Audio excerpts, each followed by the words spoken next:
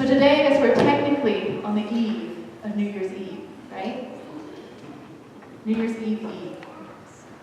And I've shared with you before how my family celebrates New Year's Eve. We do a number of different things building up to midnight, but at midnight we like to go outside and we bang on pots and pans, we make a big noise, and we shout, Happy New Year. And that's how we celebrate this time of newness and new beginnings.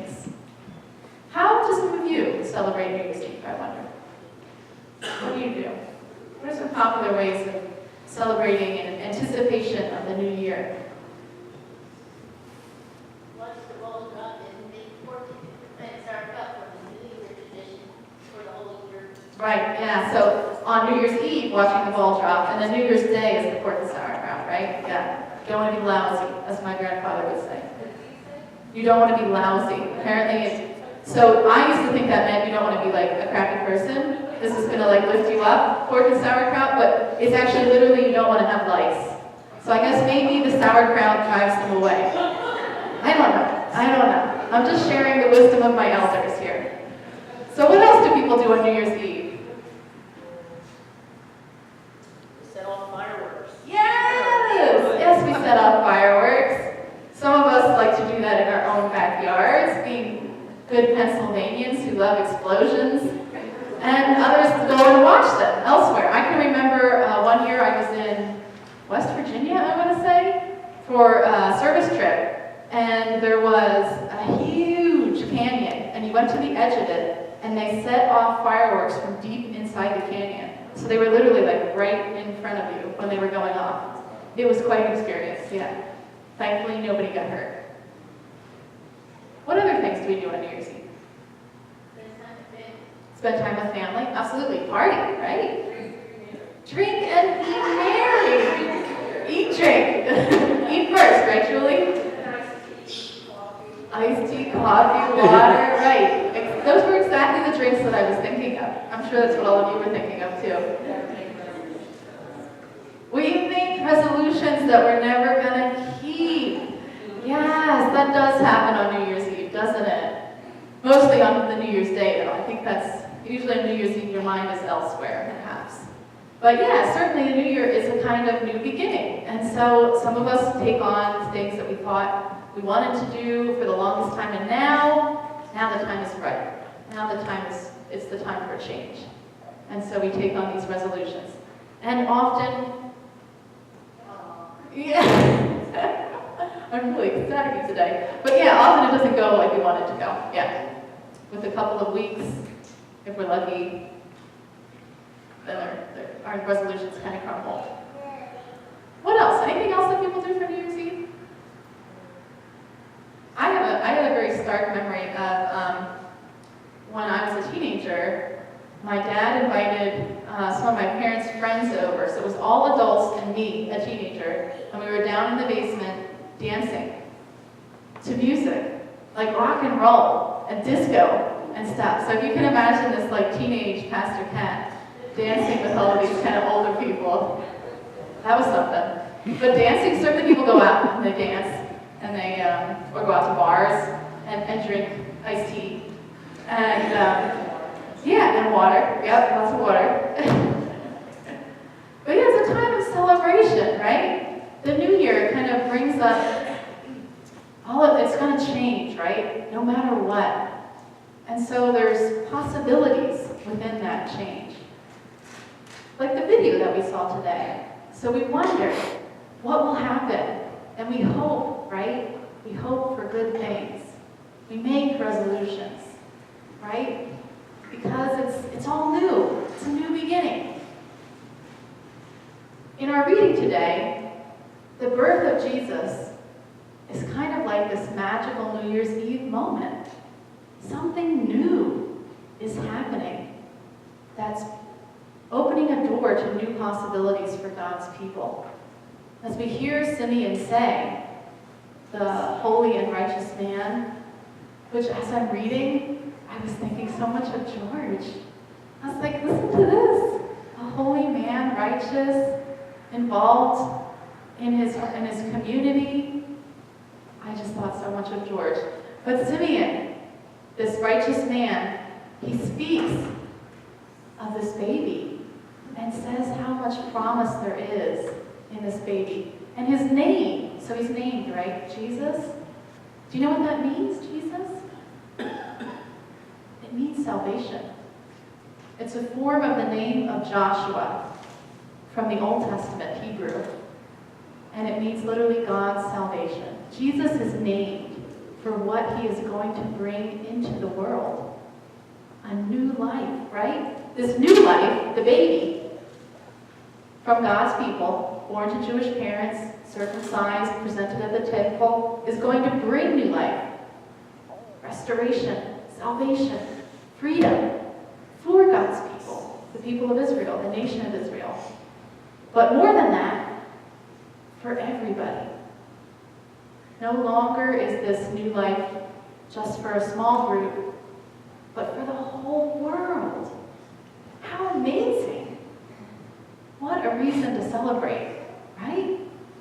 And this is what Paul is writing about in Galatians as well. He talks about a child born under the law, born to a human mother, to Mary, and that this child will bring new life not just to the people who were born under the law, the Jews, but to Jew and Gentile.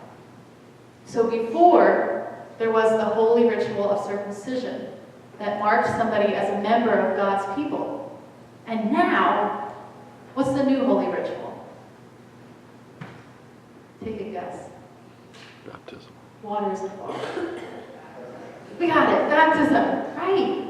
Now baptism is going to claim everybody, Jew and Gentile. All of us are going to belong in this family.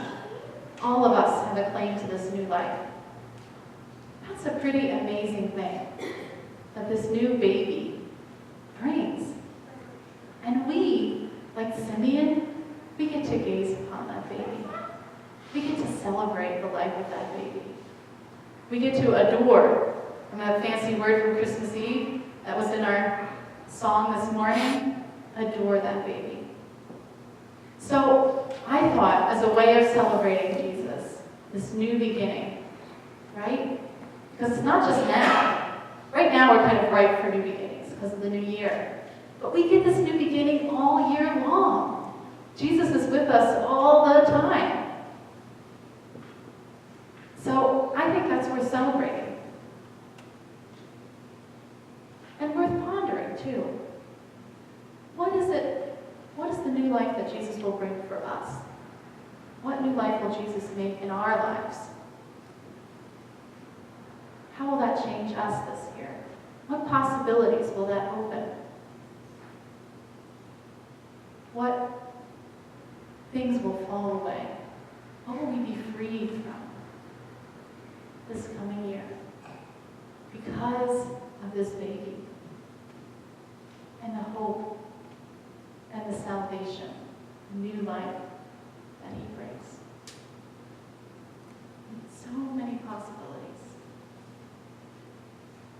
Shall we celebrate that? What do you think?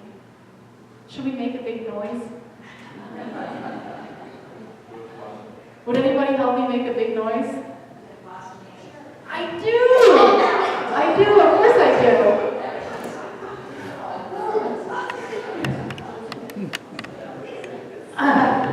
And I brought very sturdy spoons because of an incident that will remain unmentioned from last year. So I got lots of pots here. Come on up, yeah, now's the time.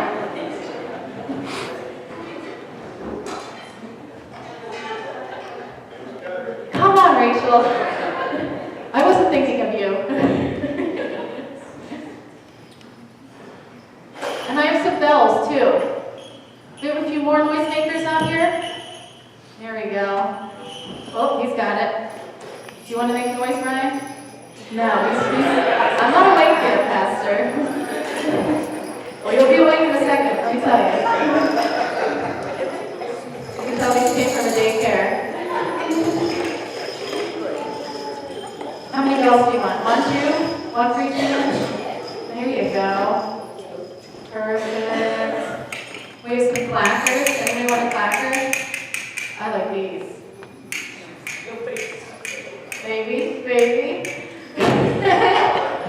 There's another one, Paula. Or that one doesn't work.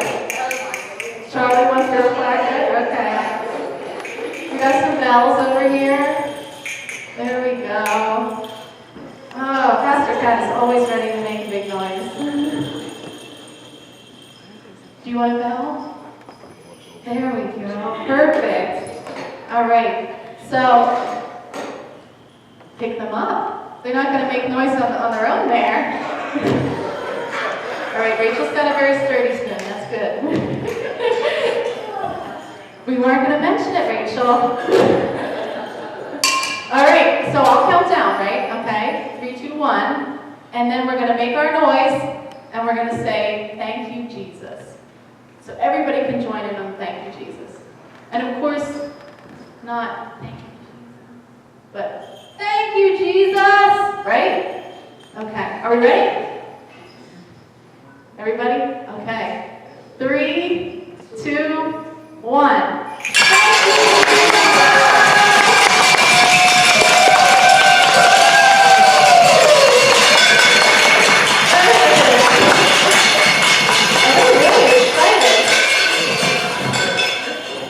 Are you awake now, Brian?